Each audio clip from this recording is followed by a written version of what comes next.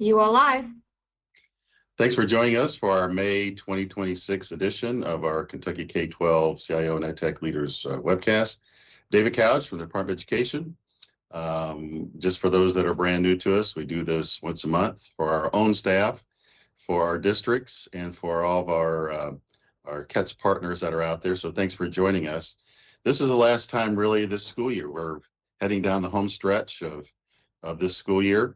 And typically, this is the last time we have a large group that are together because obviously in the June and July timeframe, we have people taking time off, which we definitely encourage to do so. So this is us trying to get together just one last time before we take the summer and take off for the summer. But we do have a checklist of items. I know districts are constantly working on items during the summer, and our field staff keeps us up to date on that fairly well. But we also want to make sure you're aware of some other checklist items that you may not be aware of as you go on summer break that we'll be working on over the next 3 months. And that's a little bit on down on the agenda. So first of all, I do want to circle back to a fun day that we had a few weeks ago at Rupp Arena and Central Bank Center, our STLP state championship. So Jeff, can you give us a quick recap of that? Absolutely. Absolutely my pleasure. Let me just share my screen here. All right, so really fast, we just want to take a minute and look back on this awesome day that we had in Lexington just a few weeks ago. Now it feels like it was just yesterday, but it has already been a couple of weeks. And so let's just take a minute. And for the folks that got to be at the state championship with us, thanks for making that journey. For the folks that couldn't get to the STLP state championship with us, let's try and give you just a little taste of what the day kind of felt like for those of us that got to be there. So as you know, we came together in Lexington. We had students who, if you are familiar with the STLP, the Student Technology Leadership Program, these are students who are working throughout the year on different technology enhanced projects for their school, for their community, to demonstrate learning, to show off the cool things that they can do, their creativity. We got some great pictures of the day. This is just a little snapshot on the screen that'll help you maybe get a feel for what we were looking at. And it's hard. We say it all the time. We feel like we should get it on a t-shirt. It says, we should just say, oh, I get it now. Because if you come to the state championship, then you get it. If you haven't been there yet, then all of this sounds great, but it really is something you have to experience to fully understand and embrace. But let's hit a few highlights here, just a little bit. Jeff, can you go back to that picture? I want to show something that we Absolutely. to go to Bloom Elementary last week. And you noticed it too. So you'll see in this picture toward the right-hand side, you'll see a group jumping up in the air. That's our elementary champion in Bloom Elementary.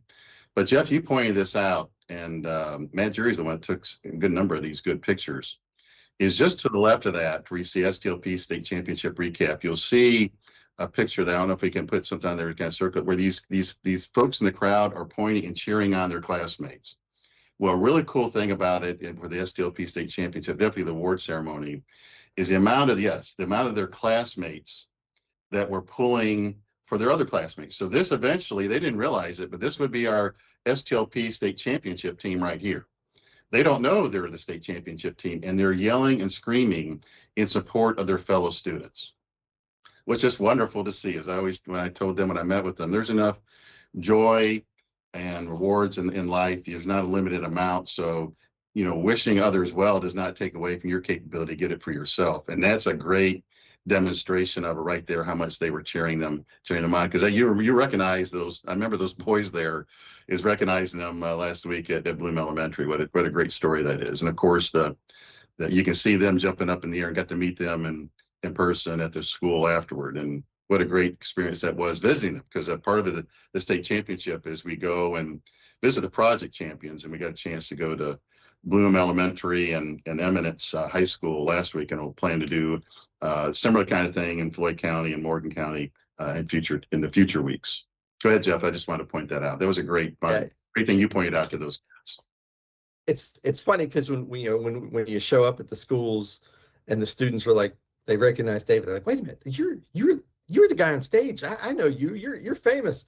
But when we walked in and we saw these kids, particularly the kid pointing, I was like, wait a minute, I know you. You're famous. You're that awesome picture that we're going to be looking at for a while because it's super, super cool.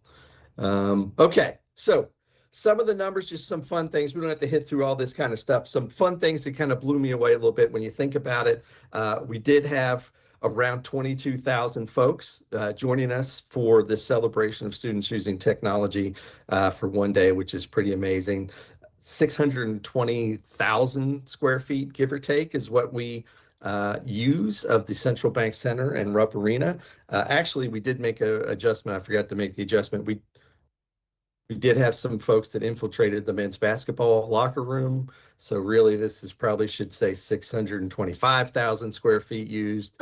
But kudos to the group of young men that made their way into the basketball locker room. We don't know how it happened, but it was great. When we get shame on you, way to go, right? Yeah, shame on you, but where's the pictures? We need to see some of this. For those, if you made it up to the STLPX area, we estimate around 6,000 ribbons of students that earned an STLPX ribbon for demonstrating their knowledge of the technology activity standards, the Kentucky Academic Standards for Technology. Big shout out to everyone up there, particularly the ringmaster, Mr. Chuck Austin, who I think his voice may be back now. I'm not sure. The microphone was helpful, but it was probably not necessary for him up there. With 550 schools from around 102 districts, they came in with about 392 school buses. Which was just phenomenal. One of the big things that we really, really thought was cool was when we added up all the tables that we used and realized that came out to 1.16 miles worth of tables for students to do their demonstrations on, which is pretty awesome. Lots of robots. 2 lambs from Clark County showed up.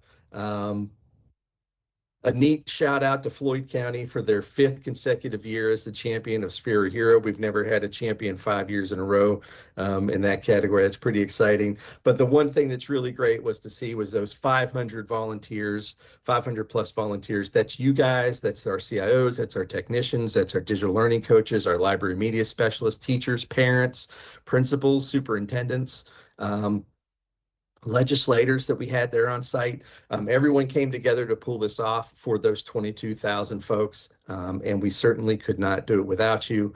A big fun day. Here were our 4 top project state champions. David mentioned Bloom Elementary had some great stuff going on there. It was really neat to go visit Bloom Elementary last week and realize as we walk up, we talk a lot about STLP is our whole school. Maybe you've heard us say that, but you show up at Bloom and then you realize this is what we're talking about. I wish we could take everyone to see it. As we arrived that morning, they were unveiling their community garden and some of the projects that they had done to work on their community garden were being highlighted in front. Well, those just happen to also be their STLP projects. And you walk through the building and it's not a one-day event at Bloom Elementary School. STLP is something that they've worked into everything they do. You can feel it in the building. It's not the only thing they do, obviously, but it is definitely part of the DNA of that school, which is really awesome to see. We're looking forward to we got to meet the folks at Eminence High School. Those guys were super impressive. And Bob Hackworth got to go along since their project had to deal with cybersecurity and phishing, and that was awesome. We told him that he was there because they had broken some rules and he needed to address some of the issues, which did not help those freshman teenage boys open up too much, who were super talkative. But listen, we're really excited. James D. Adams Middle School, cool fun fact about them. We haven't got a chance to meet with them yet. They were our first place best 6th grade project, but they also were the runner-up for the 6th grade project. So that school had back-to-back first place and runner-up, which is pretty exciting. We are pumped about the Morgan County team, and they are phenomenal. We got a new video that the folks from KVEX, The Holler, put out yesterday that I wish I could. I'm not going to play it right now, but it's fantastic. We're going to shoot you a link. Go check it out later when you get a chance. all of our project champions, plus all of our CDA champions, plus all of our challenge champions are all listed live. You can go check all that out. Most of them have descriptions or links where you can go out and see their CDA entry or read about what their project is. Also, a big thank you to our partners at KET who broadcast the award shows at 1 o'clock with Kelsey Starks, and then at 4 o'clock with the one and only Mr. David Couch. Live on KET's channel, which is fantastic. And you can go check those out. Those recordings are live. They were up the night of, pretty close, so you can relive the special day. We do want to say that if you were there and you had some feedback, we'd love to have it. We'll also put a link to this in the chat because you can reach this at the same website. We'd love to get some feedback. Just tell us the things that you thought were awesome, some things we need to work on, and some things we should focus. We follow the same sort of guidelines that we use with the annual top 5 feedback that brings so much great information to us every year from you all. So, if you got 1 or 2 things to drop in there that would help us make next year be better, fantastic. We already have a date for next year. It's going to be April 21st. We cannot wait to get back together with everybody. Last but not least, just take a quick second to say thank you. I mentioned thanks again. Obviously, STLP can't be what it is without the work that you do every day in your district, and your team and your staff within your district. But so many people came together. There's 500 people. I got to give some major shout outs to Jim Seward for leading our engineer team. Great group of students that really behind the scenes are keeping the glue of the event going. A giant shout out to all the CIOs from Region 4 that came down to help out, Marianne and the STLP HQ, just everyone who could be there. I wish I could have had a chance to shake each of your hands and say thanks. Well, after seeing how sick David got from high-fiving all the kids at Bloom Elementary, maybe we'll just do like a fist bump or just a wave. But great year. It's not over. Our champs are moving on to ISTE. They're going to go present in Orlando. A lot of folks are already chomping at the bit and asking us, okay, what are the challenges? What are the things coming up for next year so they can start planning over the summer? We're going to get those things posted just as quickly as possible. STLP doesn't sleep. We know it's a one-day celebration, but it goes on year round. And thank you for all the support and everyone who's got us to this point. Thanks, David. Thanks, Jeff. I'll make a few other comments. One of the coolest things that is about STLP is it's project-based learning at its best. And you can see students working together to help their fellow students, their teachers in some kind of way, their school and their community, which is always a cool type of thing to see the teamwork once again. And when we ask the students, these champions, which is a new thing that we've added, we're now going to the schools and spending a little bit more time with them and trying to get some background of what's the biggest thing they take away. And teamwork always comes up with these teams. I mean, we state the state championship teams. It's the teamwork of working with some others jointly on something. The other part that's fun is the stages of it. So I get to walk around and kind of check everything, and then so I get to watch them coming off the buses. And when you ask the students what's it like, it does remind me of the boys and girls Sweet 16 at Rupp Arena, where there is an excitement of, I've made it to this level and I'm competing. So the images of them getting off those buses and then their pride of starting to walk in the building of, I'm one of the best, is a cool moment to watch. It's fun to watch the competitions, and there's lots of them going on, individual and team, through a variety of things. And that's fun to watch that in action, because it's always about, are my thoughts and my ideas and my skills just as good as anybody else's? And you see it firsthand there, where the students, and ideally you're making connections with students of other schools as well. The other fun part is for both the 1 o'clock ceremony, award ceremony, and the 4, is watching the students right before they get to the stage. That look of them of pride that they have, that they've made it. That, someone's watching KET, Kentucky Educational Television, does a good job of broadcasting it, but those live in the audience, and it's there forever. And just that sense of pride of, look what I've done. I've made it to this level of success. And then when they're on the stage, it's a great moment. That pride that they have there, and recognize, and especially if some folks are cheering from the audience, it's wonderful to see. Those are really wonderful stages to watch and experience and celebrate.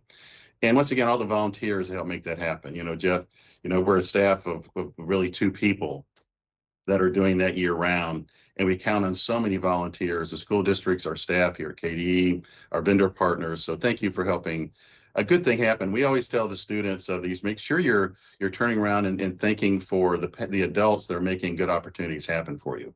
Because when we visit these schools, there are some dynamic, there, like Bloom Elementary, there are many things going well at that school. And it makes sense why there's so many things are doing well on so many different levels at Bloom Elementary. And it was fun to visit with them. Eminence High School, their project was about helping their adults get more savvy about cybersecurity.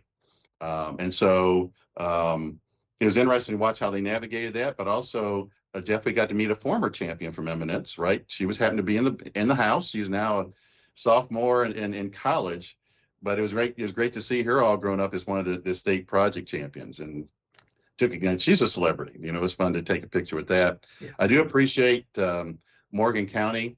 I did have a peek of this cold that happened. I didn't want to give anybody that, so I didn't want to do the school visit yesterday. So I appreciate the shifting of that. That does work out. I was fine with you guys going on without it, but those are fun days for me to kind of meet with the state champions. So we're going to do Morgan County High School here soon, and James Allen Middle School in Floyd County. I'm looking forward to that. So thanks everyone. I do want to say is I was up on the stage and I got to meet, you know, when we announced the state champion, one of the young men turned to me and said, "This is the best day of my life." And I got to meet him and at Eminence, and he says that still is the best day of my life. That day that he got the state championship. So we got lots of good feedback from the students on how to make it better, and we're going to incorporate those going forward. So that's another reason why we do it. So thanks for everyone for their participation, and what a great day and what a great kind of thing that we're doing. Thanks, Jeff. Thank you. Next up is the Kentucky Summit of Assessment, Paul Shoemaker. Thank you, David.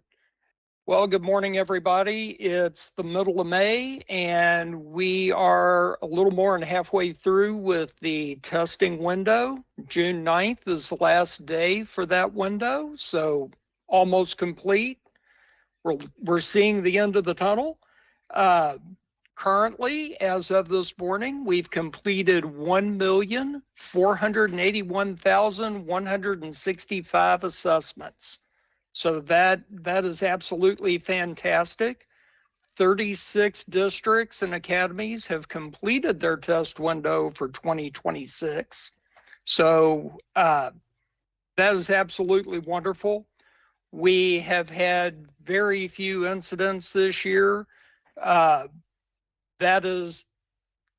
speaks volumes to the amount of preparation and work that the districts go through to be ready for these events.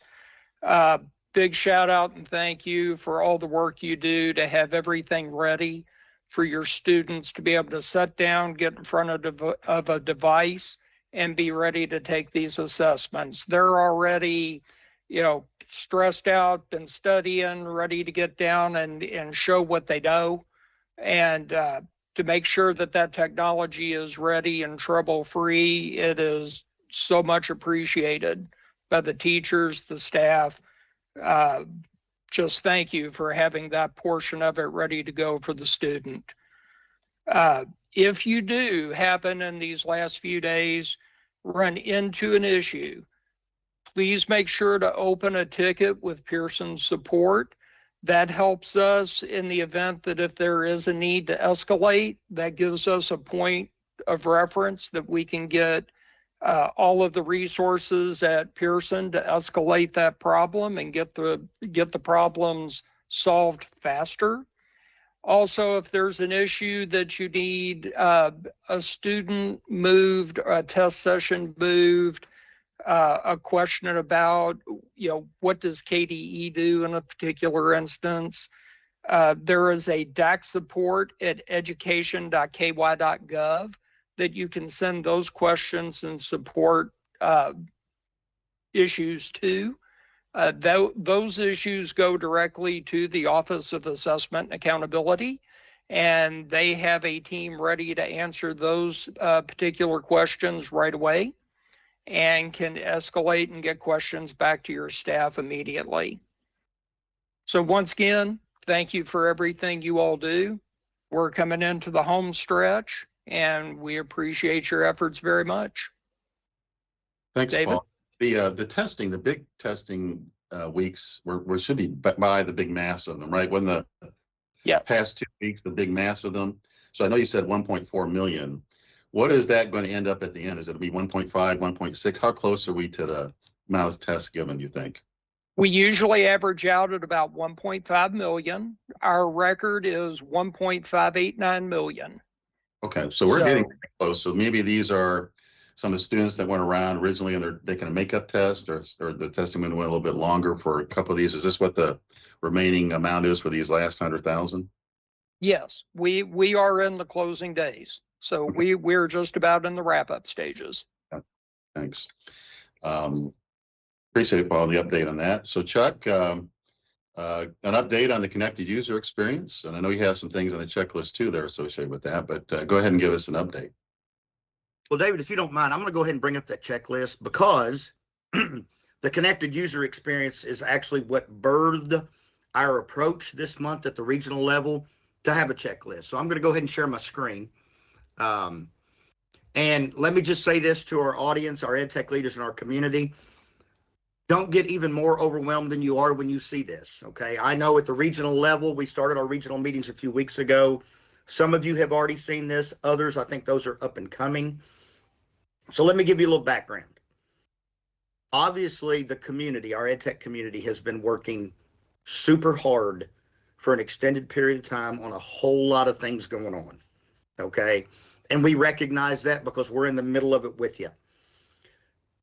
As you know, at the CAST conference back in March, we announced that we're extending the deadline for Active Directory decommissioning to June 30th of 28.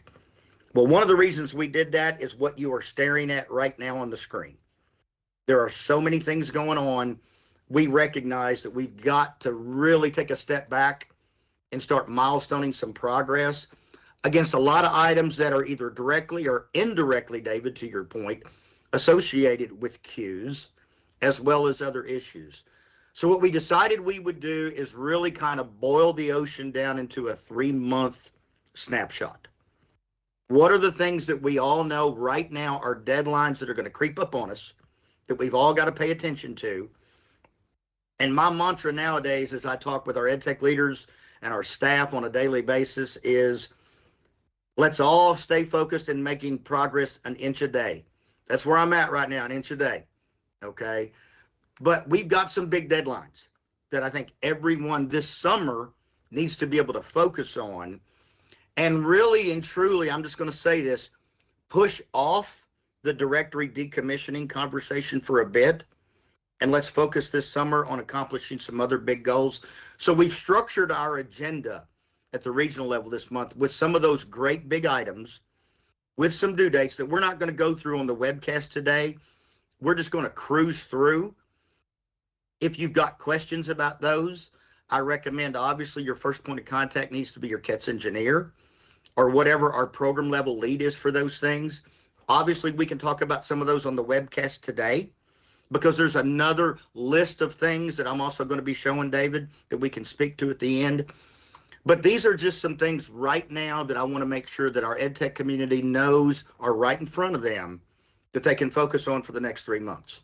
So there's a list you see here. It's SMTP relay changes, which I think we made a change to the due date on that one. Matt Jury, I hate to put you on the spot, but I may have seen something in the last 24 hours that pushed that date out a little bit. Is that correct? The SMTP relay, yeah, it's moved to June 1st. Yeah, and there was an email that went out on Monday describing that I believe you all should have in your inboxes. Exactly. And all this is part of, obviously, a transition away from some legacy infrastructure we've got, positioning us for the future when ultimately we're going to be retiring that service overall over the next 2 years.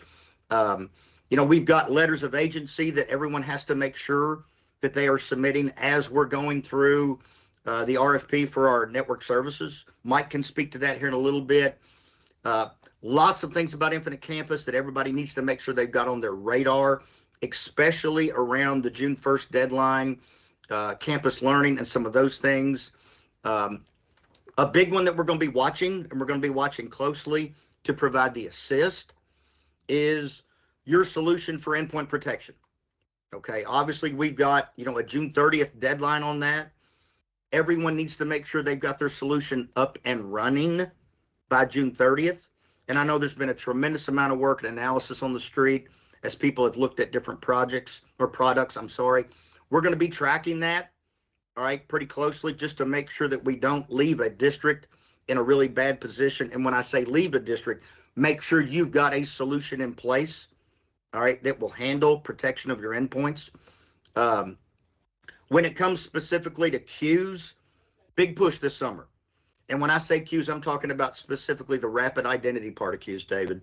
All right. Where the goal is to have everyone done, defined as claimed and federated for all students and staff before school starts.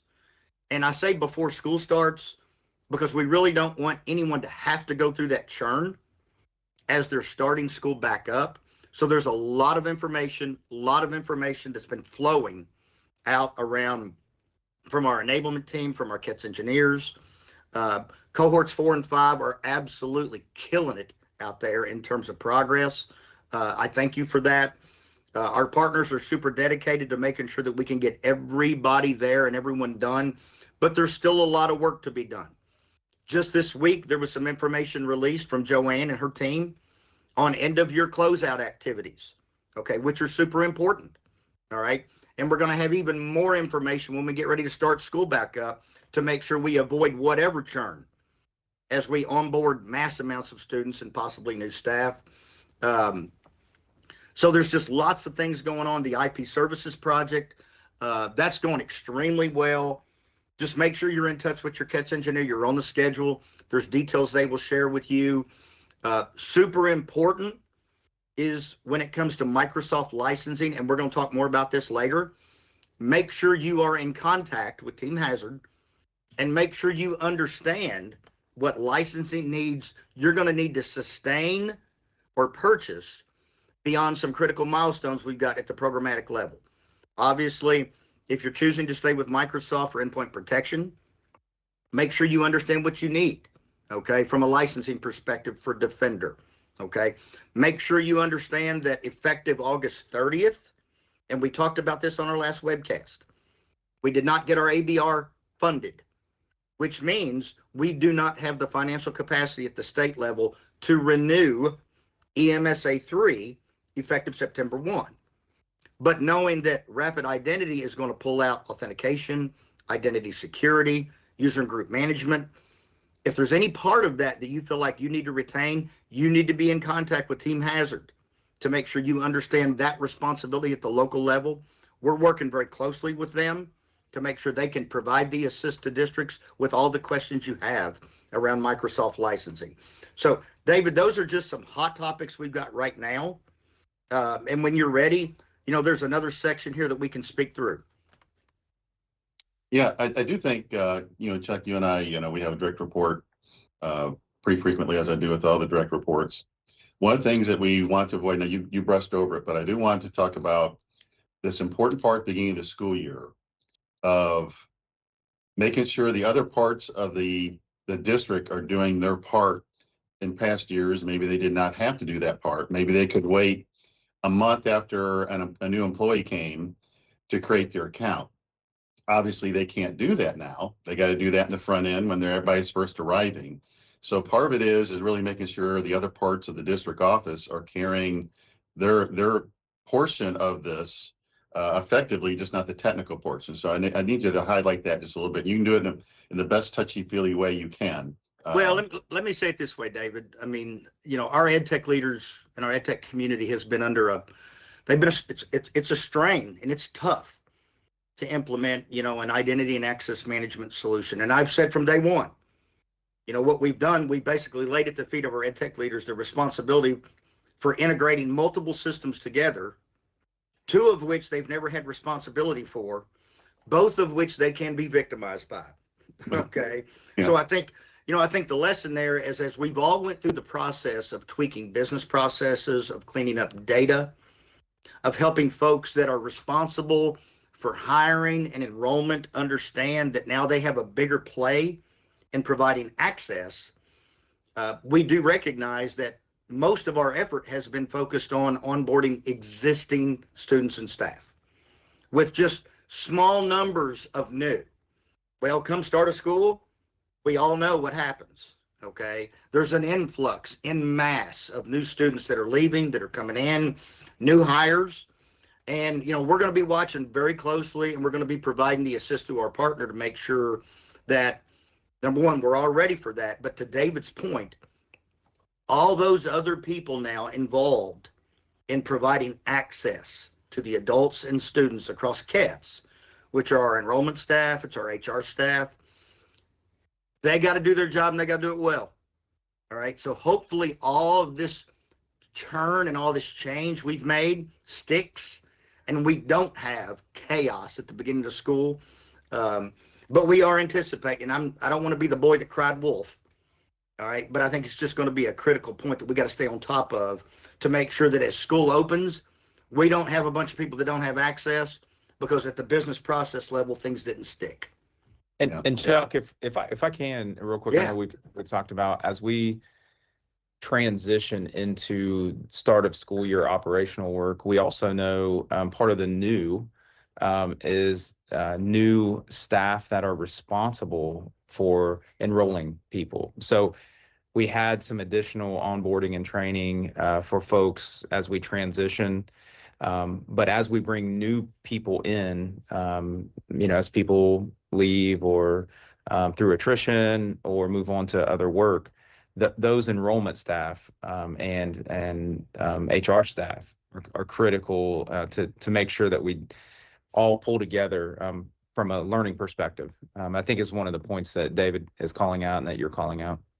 Exactly. Yeah.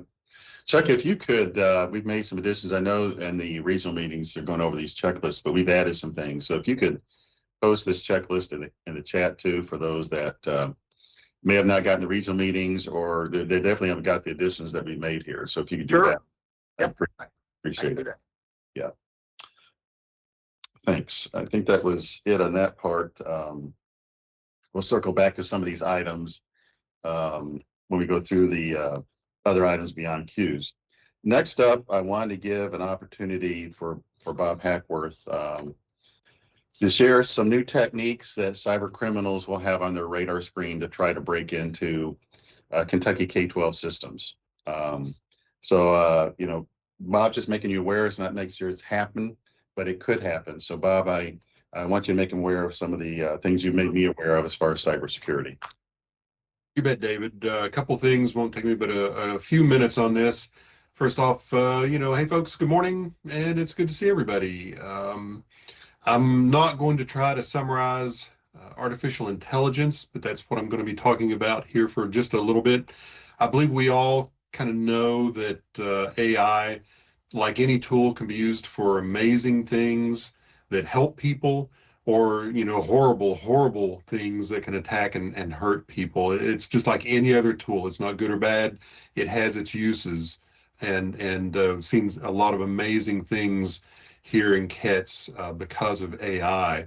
So just want everyone to know that and get that out of the way. There is a lot more AI out there than just like ChatGPT, for example, and Google Gemini, or even Grok. There's many companies, organizations, and governments around the world. They're all working on their own artificial intelligence platforms and tools to use how they see fit, because the companies working on AI may or may not want their AI to be used the way that the government or the organization or the whoever it is may want to use their tool, their AI. So over the past few years, AI has experienced, as we've all seen, crazy improvement. Every now and then, one AI will steal the spotlight, the limelight for something, for some reason, whether it's, you know, how good it can show Will Smith eating spaghetti for some reason, or to something a lot more useful. And I think that that's pretty cool. My own daughter, for example, uses an AI tool to build an amazing study guide that helped her ace her finals. So I'm super proud that she was able to ace a couple of finals yesterday. So that makes me super excited. And it makes me excited about AI and the tools she used for that.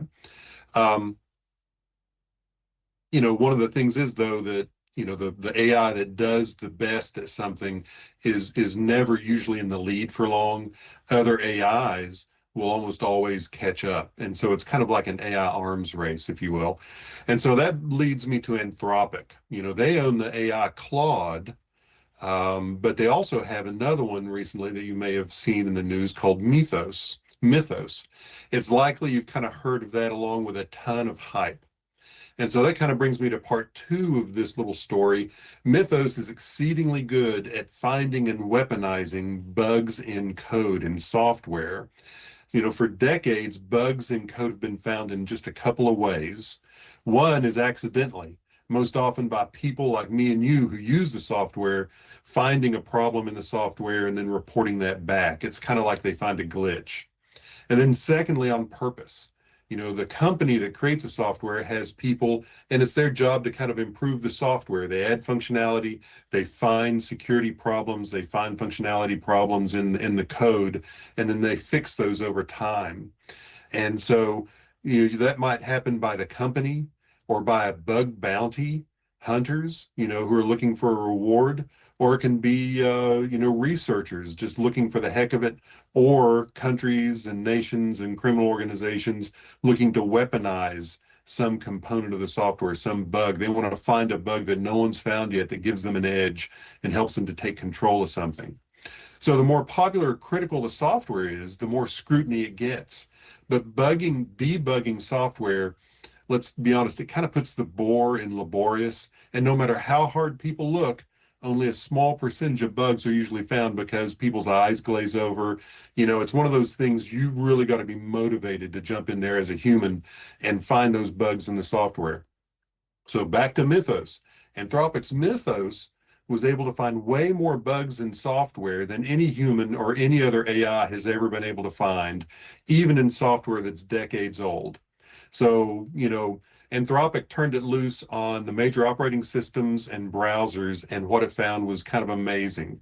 So far, and it's only been out for like a few months, and so far Mythos has found over 2,000 zero-day vulnerabilities, and that's just in like 7 weeks, and 423 security bugs just in Firefox, and that was just in April. So not only can it find these vulnerabilities, but and this is where the scary part is, the additionally scary part, it can string those vulnerabilities together. So instead of just finding a vulnerability, it can say, hey, I found these 10 vulnerabilities. They work together to do this other big thing. And so, it takes, those 5 low levels and turns them into a major security concern. So there are those obvious concerns, not just about how this AI is working and with OSs and stuff like that, but AI in general may be pointed at our networks, maybe pointed at other things. And we all kind of know this. I don't think I'm saying anything new, but I think the time is now for us to at least understand that this is happening. Now, the obvious security concerns are there, but it doesn't make the attacker unstoppable. It does a few things. It improves the speed and the scale of the attack. Like I said, it enables stitching together of minor exploits into a dangerous one, and it can put nation-state hacking power into the hands of many individuals. That does kind of sound like the sky's falling, but it isn't. It definitely is not. There's super good news here because strong foundational defensive practices like what we've done in CATS for years still make a huge difference. Even though they can't guarantee 100% security, they never could anyway. So our stance isn't really changing because of this. We've got to continue doing what we've done in the past. We need to continue using supported technology and things like not running unsupported OSs, for example. This makes it amazingly important. If you've still got Windows 10 somewhere, it's time to really be thinking about moving away from that, because the support for that will actually end soon, even though you've probably, hopefully, if you're still running Windows 10, signed up for the free updates. Well, those will stop at some point and Windows 10 will become unsupported. So we need to make sure that we're using supported technology, whether it's hardware or software. We need to make sure that we're doing timely and up-to-date patching, just like always. If you've got software out there and you're not making sure that it's staying patched, it's time to do that. You need to know and make sure that all of your user accounts only have access to what they need to have access to for their job. Because if one of those gets compromised and they've got way more access than they need, that's a real problem. You need to make sure that MFA and your password hygiene is up to date, and make sure your game is really good on that. If you're still allowing your users to use super simple passwords anywhere, and it's like, well, 90% of my users have MFA and that's okay. The ones I use myself, my system accounts, I don't really want to use MFA because that makes it too difficult for me. Well, you're just leaving yourself open for some real bad times ahead. And then you want to make sure you have detailed hardware and software inventories, especially all your hardware. It doesn't matter if it's a network device, a laptop, a Chromebook, a Macintosh, it doesn't matter what it is. You want to make sure you know what it is, make sure it's staying updated, make sure it's in support. So again, just like before, our goal is to slow the attackers down and minimize the damage, whether the attacker is human or AI. Just like in sports, making sure your team is focused on the fundamentals, and that's kind of what I just went over, is key here.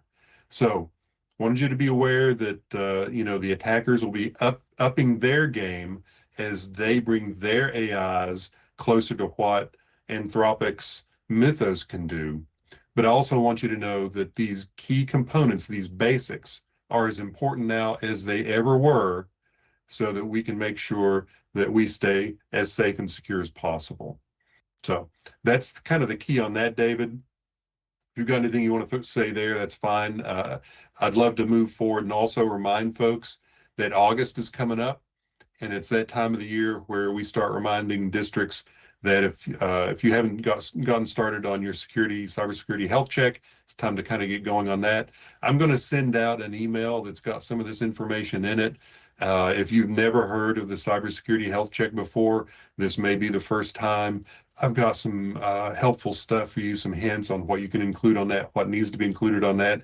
Remember, this is your best time to make sure that your superintendent and your board understand what's going well with cybersecurity in your district, what maybe isn't going well in cybersecurity in the district, and what you might need to help make it work better.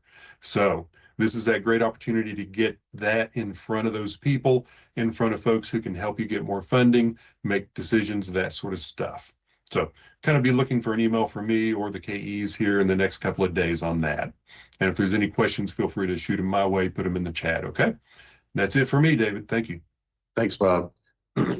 Chuck, if you could bring up that checklist again, we're going to go through it for the other parts of the OET staff. When you hit area that is yours, just go ahead and quickly hit on it. You can go back up to the top of that, Chuck. I'm going there. So Dee, you want to hit on the Infinite Campus online registration and campus learning? Yes, I'd be glad to. Just a few clarifying things. I think there's been some confusion on this. The deadline is for June 1st. If you've got a contract for either one of these where you've signed the contract, there's this 30-day cancellation clause in there. So if you don't cancel by June 1st, you may have to pay for next year, whether you like it or not, based on the contract language. So keep that in mind. But if your district is continuing to use it and those costs are on your annual invoice, then you're good. If they're not on the annual invoice, meaning that KDE maybe had a contract but you never signed anything, you need to reach out to Infinite Campus and sign that contract to get those, so you won't have an interruption in service there.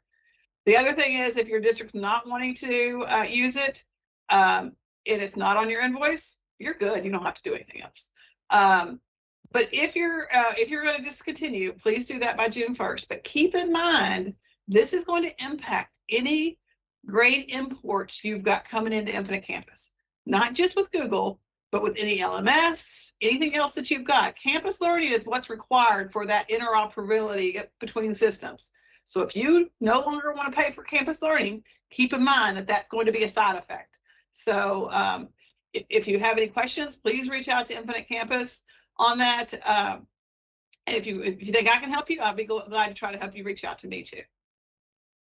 Yeah, thanks, Dee Dee. And if you can, I'm just asking you, I realize that a good number of you may not lead that service, but try to make sure the person in your organization does know and they communicate with the right people. So when this doesn't happen beginning of next school year, for example, online registration, they understand it's not there, and they can understand why. This is one of the consequences of us not getting our additional budget request for KETS, the Kentucky Education Technology System. So this is one of those casualties of the funding wasn't there for this and then campus learning.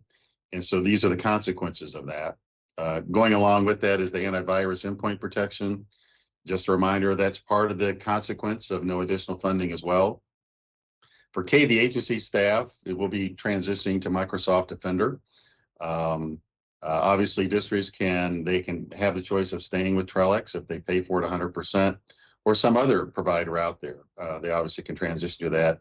But the teaching point is they need to have something in place versus nothing. So Bob's kind of talked to you about the cyber criminals upping their game, and definitely we need to have the virus protection in place and the districts and KD agency to help protect that. So want to make sure you're taking steps to do that. You can scroll on down there, Chuck.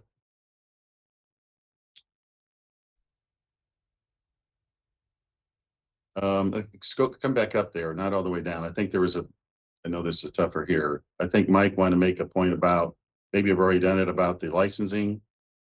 Was that with Insight and Microsoft? Was that part of the discussion there, or is that a separate discussion? Well, we can hit it ahead, on Mike. real quick here. We just want folks to know that we're working with Microsoft and Insight to provide additional clarity on the licensing associated to Microsoft moving forward. It's certainly impacted by the overall CUES initiative and things that will be going on and driven by the CUES initiative. So we're working to, again, provide additional clarification so folks know how to plan and predict what they need to do around licensings that's associated to Microsoft overall, as well as driven by the CUES initiative, and to again understand, kind of the implications and the planning for that. So that's just a focused work effort for us to provide that additional clarification and make sure those two things are working together. Thanks. Scroll down a little bit more, Chuck, if you can.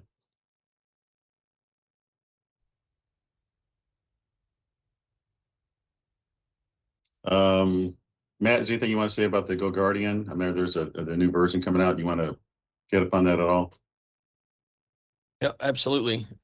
So for the districts who've upgraded to a modern version, and we say that those are auto update capable, we still sit in the middle of that and go through the quality control process and give that a thumbs up before it's released to school districts. So the latest version of that coming out is 26.3.1, and we're kind of just sitting on that for a moment and waiting until the afternoon of Tuesday, the 26th, so the day after Memorial Day, to send that out. We just don't want to get in the middle of that right now. We don't want to do that right before the holiday weekend. We're waiting to see the bulk of the testing go by before we do that. So on the afternoon of the 26th, you'll see that be released. So another thing to think about is that if you're not running a modern version that's auto update capable, that is something you definitely want to do before the end of school, if at all possible. That way, when you power on machines come August, they'll auto update. You'll be good to go with Go Guardian. That'll be something you can just check off your list and won't have to worry too much about in the fall. Thanks. Mike, want to hear a bit on our EdTech needs and budget coming up here? Our annual budget to the board. Yeah. I mean, just awareness. I think we spoke to it before. We'll be completing the annual operational plan and budget for the overall KETS program, and presenting that to the board. I think in the August meeting. So we'll be finalizing that and sharing some of the information associated with that upcoming annual operational plan with the school districts. And keep in mind, as we do that, we base a lot of that on the ongoing conversations and interaction and feedback that we get from districts on a variety of topics. as far as any adjustments or changes that we make to that ongoing plan or that, upcoming annual plan. Well, we also use the technology activity report that this Sure. and we use the technology readiness data that feeds into this. And obviously we take the results of legislative session. So it's kind of a combination of all of those. Typically we present that in July, during the July webcast. So, but we work on it. It's got to be turned in typically but way before the board meeting. So we'll give you what we're intending to present in the July timeframe. The higher education marketing system, this is a piece of legislation that passed. We are trying to identify the right office and Katie, the agency that leads that service. I think it's going to be the Office of Teaching and Learning, if I had to pick one. Our role will mainly only be on the pure technology aspects of that. And that's consistent with all how we do technology projects and initiatives here in Katie Agency. Typically, unless it's 100% pure technology initiative, probably like Q's, is when there's a combination of it, like our educational credentialing system, we find another Katie office who's the lead, and we play a support role in that. So we're trying to identify what office that is. I'm assuming it's going to be the Office of Teaching and Learning. We're still working on that, but there'll be pieces of Infinite Campus that, Dee Dee, I know you shared me some screens that districts will identify how they define directory information. It's 100% district choice on how they define directory information and what information they collect. So we're creating a tool for you to identify that. And obviously the district's got to get the parents' permission to share that directory information, because it is a parent choice whether directory information is shared with anyone beyond the district. Dee, is there anything else you'd like to share with that initiative? I think there's going to end up being 5 data collections that are new. David mentioned collecting what your directory information definitions are, opt-outs, and then there's going to be opt-ins to the proactive post-secondary admissions program, and then preferred communications method. And the 5th one is your governor's graduate type programs that'll be in there. If anybody has a lot to do with this, and David's probably saying, I didn't need you to say this much, but if anybody as a chief information officer, you are involved in this work and the directory information policy for your district and any of that collection, reach out to me. I'd love to share with you some of our thoughts, because we'd definitely rather get it straight now before we start implementing than after the fact. Yeah, this came out of the legislative session. This is there was already 2 existing ways to do this, and this was a 3rd way that was selected. So we're moving forward with it. Funding is for the new education replacement system, Kentucky education replacement system. We'll have to see how that plays out going forward and how the vendor is selected and how it's implemented. Just a system you need to be aware of. College entrance exams, there's been information that's put out by KDE that will be rebid. It was just awarded a year ago, but legislation came out that requires it to be rebid. So that will be rebid. So we just gave successfully, if you take a look at the summary of last month, the SAT tests were very successful, but this will be rebid, so we don't know who it will be going forward. Mike, can I give an update on the network components RFP?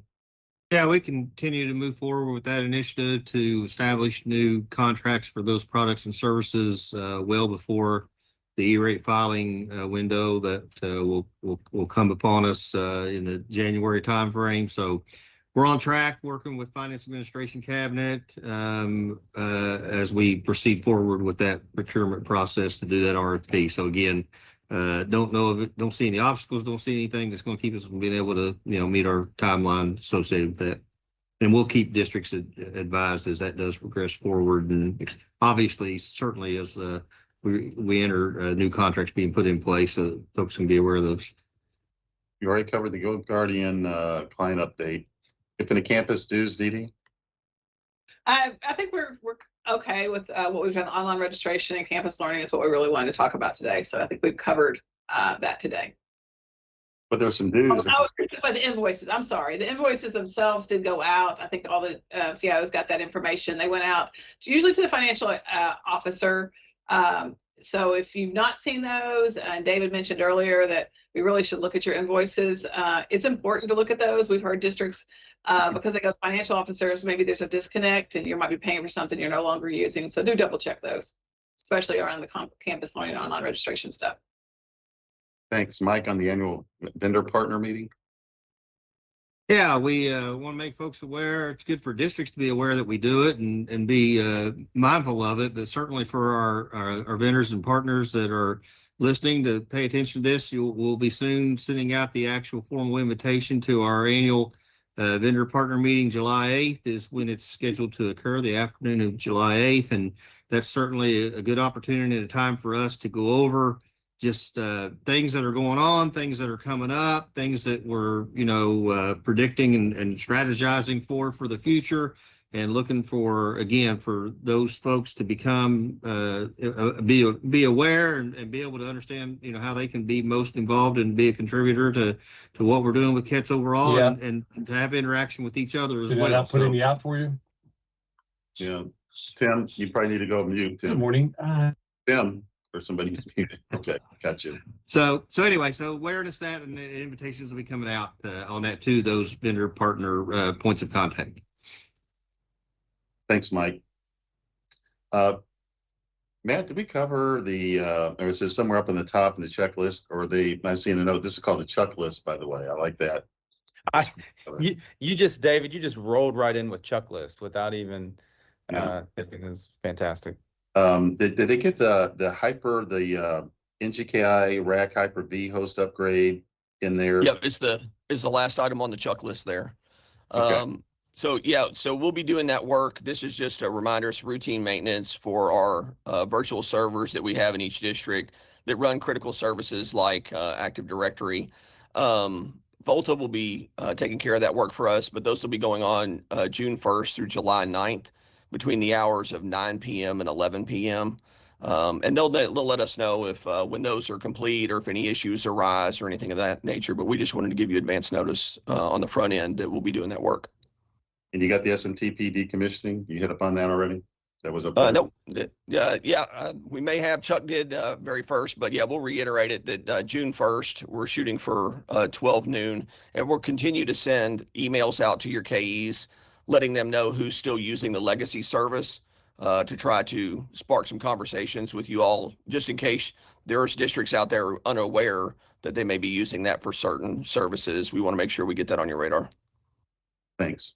And Chuck, Yes, have you posted this in the chat yet, that your checklist in the chat? If you could do that, put it in there. Well, David, unfortunately, we've got this meeting set up where we can't post attachments. So what I've already been doing is communicating with the field staff. Okay. To make sure that we get this version, the last minute David update to the checklist. That's what I'm going to call this, out on the street. Fair enough? You got that far in advance enough. Yeah, exactly. Exactly. I'm going to quit sharing now. Okay. All right. Well, the last thing I'd say, going through here, I do hope you all have a good summer break. I do have a lot of things to do this summer. I want to make you aware that on June 19th, Toy Story 5 comes out. And the reason I'm mentioning it in this context, the main theme of Toy Story 5 is one of the characters who you met before. She's an 8-year-old girl, gets a lily pad, this electronic device, technical device, and she's ignoring some of her traditional toys. And so I don't know how the story plays out. I hope it doesn't play out to where Buzz and Woody take the lily pad and they do something bad to it. But I hope there's a way that all works together.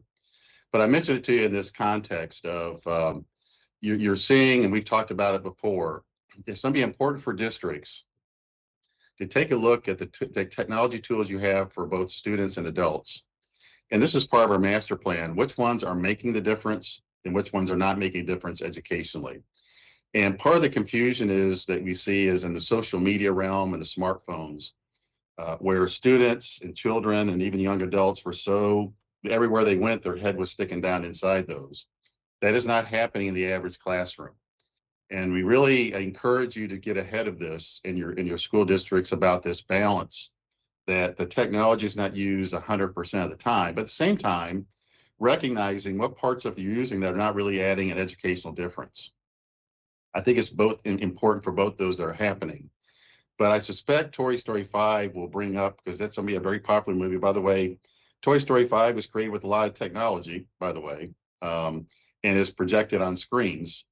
So they're having it, trying to have it both ways in what they're doing there. And I'm sure the movie is great with it, but it will highlight this thing about a device, a screen in front of a child versus a traditional way of playing. And once again, I'm hoping the end of it is a mixture of they can all get along together, because I do think that's going to be what our story is going to be in schools. It's not one or the other.